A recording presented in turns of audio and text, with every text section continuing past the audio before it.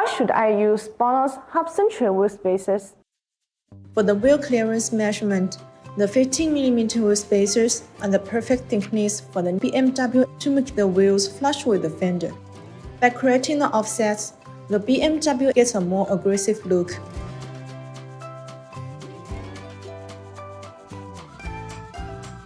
Installing hub-centric wheel spacers offers several advantages.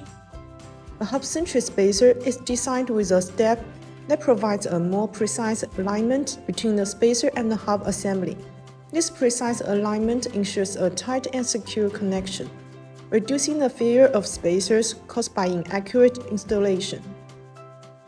Non-hub-centric wheel spacers rely solely on the bolt pattern and surface pressure for alignment. This can lead to issues such as uneven force distribution and potential for movements or vibration during operation, which can in turn cause damage or premature failure of the spacer. In contrast, the hub-centric design of the wheel spacer ensures that the components are perfectly aligned to the hub. This not only makes the installation process easier, but also significantly improves the reliability and longevity of the connection.